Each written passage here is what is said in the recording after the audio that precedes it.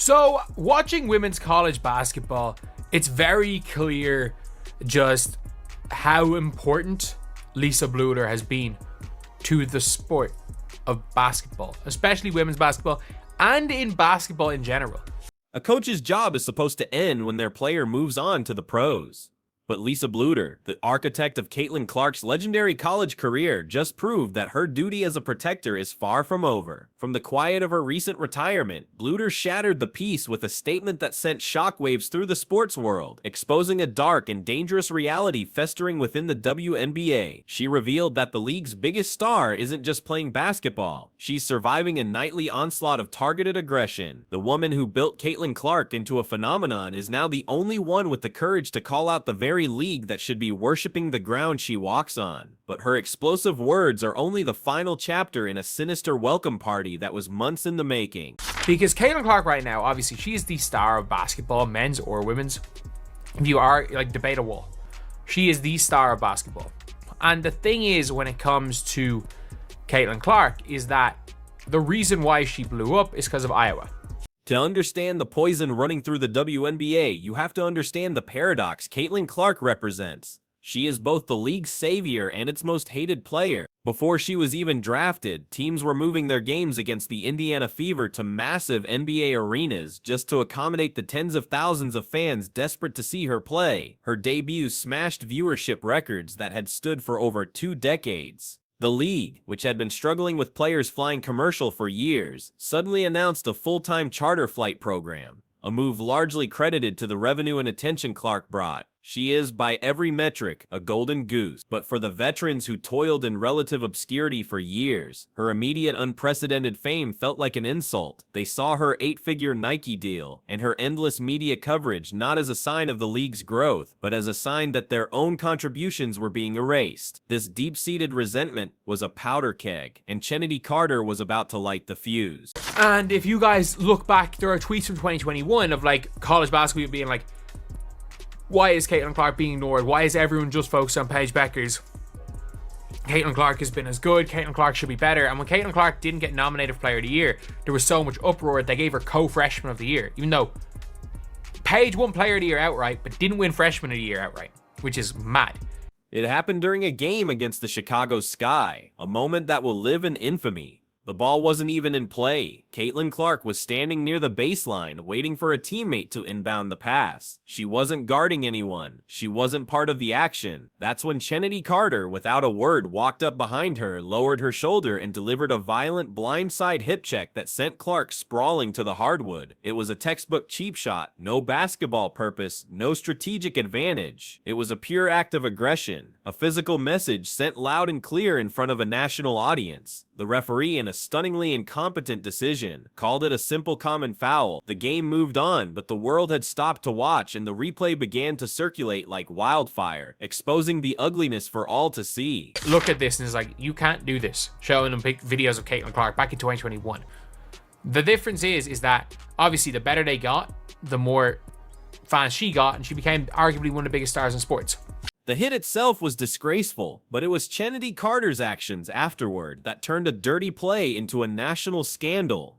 In the post-game press conference, a reporter asked the most obvious question in the world: "Can you talk about the play with Caitlin?" Carter simply stared back, a cold, defiant look on her face, and refused to answer. Her silence was a confession. It screamed of intent and a complete lack of remorse. But she wasn't done. Over the next 24 hours, she took to social media, liking posts that defended her actions and posting cryptic messages mocking the outrage. She eventually broke her silence not with an apology, but with a smug justification, claiming Clark had hit her first and that she had no regrets. She was embracing the role of the villain, pouring gasoline on a fire that was already raging out of control. It's so important that Lisa Bluder was Caitlin Clark's coach, because if Caitlin Clark could have gone somewhere else, and we don't know about Caitlin Clark. So this is Lisa Bluder talking about Caitlin Clark.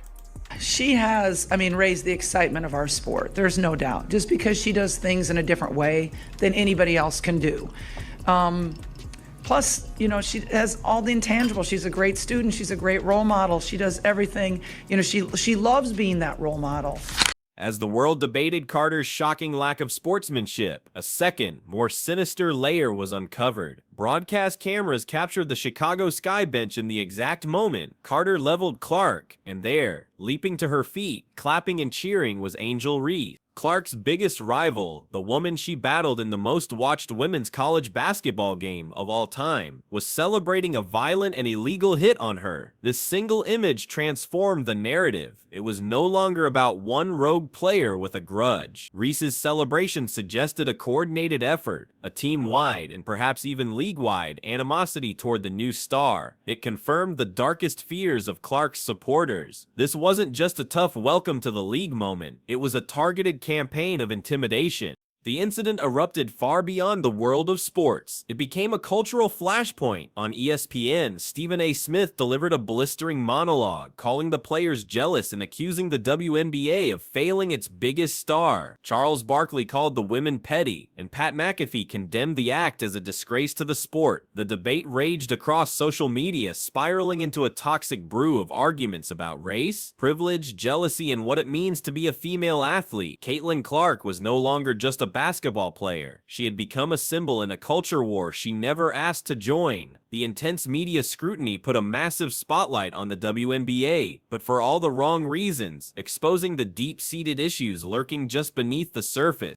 Perhaps most damning of all was the deafening silence from the league's other veterans. Before the season even started, WNBA legend Diana Taurasi had issued a chilling warning, saying of Clark, "Reality is coming." Her words now felt like a prophecy. After Carter's hit, very few active players spoke out to condemn it. This silence was interpreted by many as a tacit endorsement, an unspoken agreement that Clark needed to be put in her place. It exposed what appeared to be a toxic locker room culture, a veteran's code where hazing the new phenom was not just accepted, but encouraged. It seemed the players who were supposed to be ambassadors for the sport were quietly condoning the very behavior that was tarnishing its image. Faced with a full-blown crisis, the WNBA's response was a masterclass in weakness and incompetence.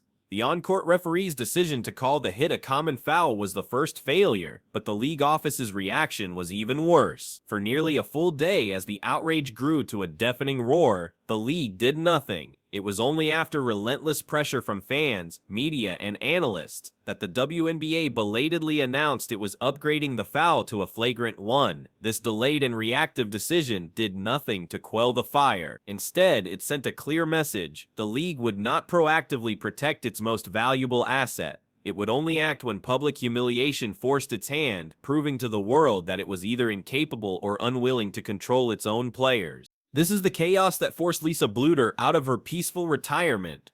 After weeks of watching her former prodigy get relentlessly targeted, she had seen enough. In an interview that quickly went viral, she didn't mince words. She called the physical abuse uncalled for and expressed her deep disappointment with the league's veterans. Then she delivered the most powerful line of all, drawing a comparison to the greatest player of all time. She said that while teams did everything to physically stop Michael Jordan, there was always an underlying respect for his greatness. What's happening to Caitlin, she explained, isn't respect. It's personal. It was a heartbreaking plea from a coach who felt like a mother, a respected elder calling out an entire system for its hypocrisy and self-destructive behavior. Bluder's words leave us with a dark and disturbing question that hangs over the entire WNBA. Is this failure to protect Caitlin Clark a simple mistake, or is it part of a dangerous and lucrative gamble? In the age of social media, drama and rivalries, villains and controversy generate clicks, headlines, and endless debate, all of which drive ratings higher. Is it possible the league is quietly allowing this chaos to continue, secretly banking on the any publicity is good publicity theory? Are they willing to risk the physical well-being of their generational superstar, betting that the circus of controversy will ultimately make them more money than a simple story of greatness ever could? The league is at a crossroads, and the path they choose will not only determine Caitlin Clark's future, but the very soul of the sport itself.